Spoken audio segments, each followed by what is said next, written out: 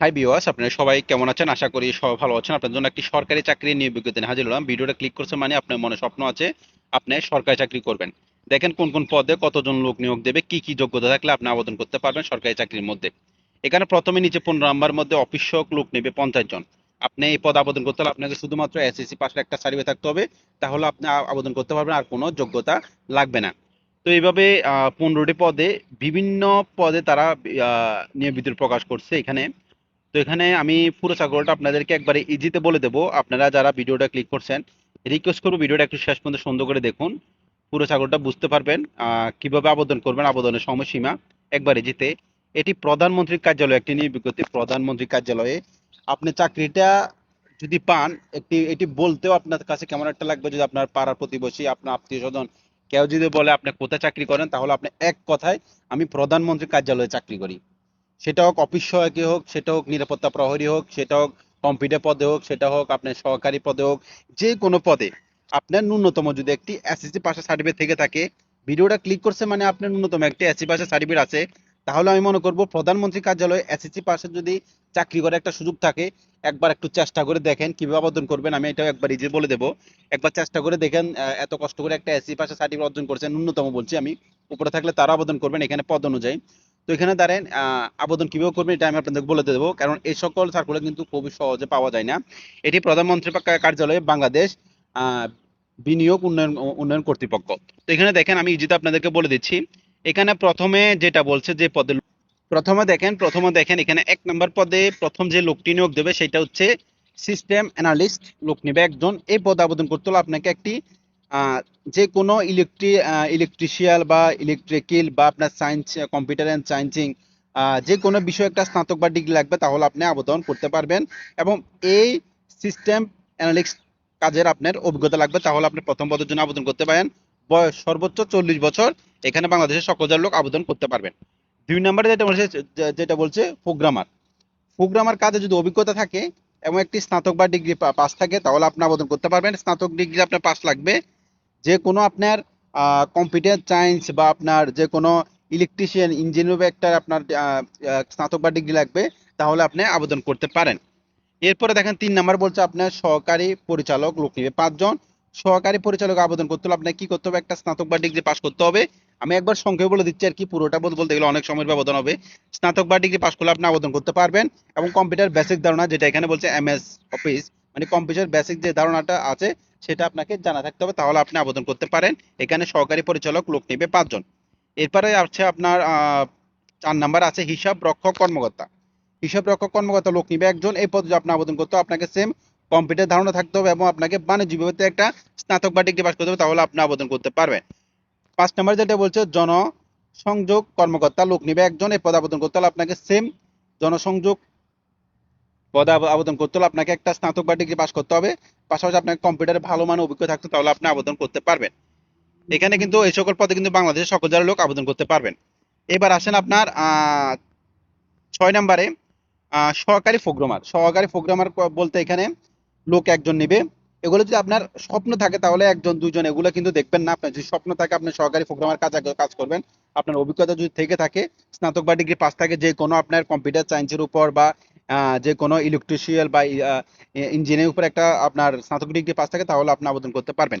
একজন লোক নেবে। এরপর আছে ফোরম্যান। ফোরম্যান একজন লোক নেবে, সেম আপনাকে একটা স্নাতক বা ডিগ্রি পাস করতে হবে এবং 4 বছর একটা স্নাতক ডিগ্রি পাস লাগবে এবং 4 বছর একটা যে কোনো একটা ডিপ্লোমা লাগবে অটোমোবাইল সম্পর্কে।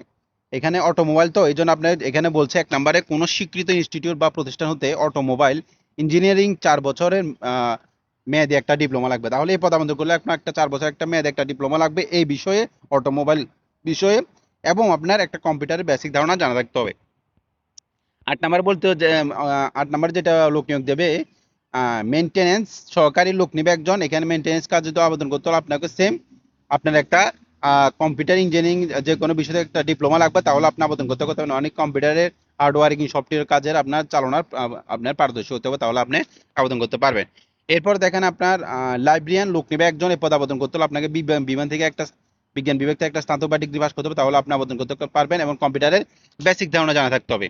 এরপরে দেখেন আপনার অডিটর লোক নেবে একজন। এই পদে আবেদন করতে হলে আপনাকে কম্পিউটার স্নাতক বা ডিগ্রি পাস করতে হবে এবং কম্পিউটারের বেসিক ধারণা জানা থাকতে হবে। এরপরে বিনিয়োগ সহকারী 18 জন লোক নিবে, কিন্তু এখানে অনেক বড় এখানে নিচে যেটা আছে 50 জনের পরে 18 জন বড় নিয়োগতি নিয়োগ নিয়োগ বিনিয়োগ সহকারী 18 জন লোক নেবে। আপনাকে যোগ্যতা এখানে তারা বলে দিছে স্নাতক ডিগ্রি পাস করলে আপনি আবেদন করতে পারেন এবং কম্পিউটার বেসিক ধারণা জানা থাকতে হবে। যাদের কম্পিউটার বেসিক ধারণা জানাই নাই, স্নাতক ডিগ্রি পাস আছে, আবেদনটা করে ফেলেন।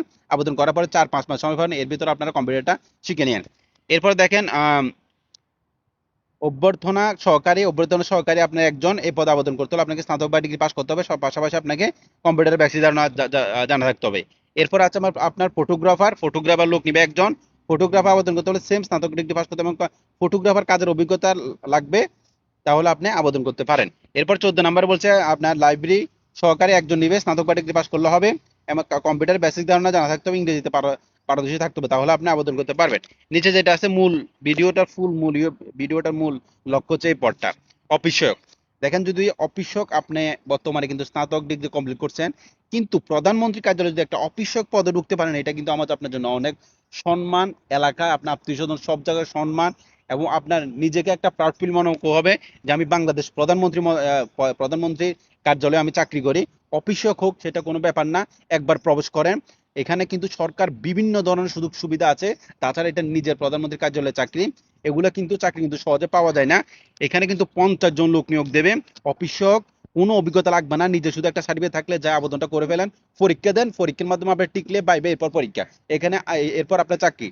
জাস্ট লিখিত এমসিকিউর পরীক্ষা টিকলে একটা ভাইবা নিবে, ভাইবার মধ্যে যদি আপনি সিলেক্টেড হন, তাহলে আপনাকে সরাসরি এখানে আপনার চাকরি নিয়োগ করতে পারেন। আর কোনো এখানে এক্সট্রা কোনো অভিজ্ঞতা বা যোগ্যতা লাগবে না।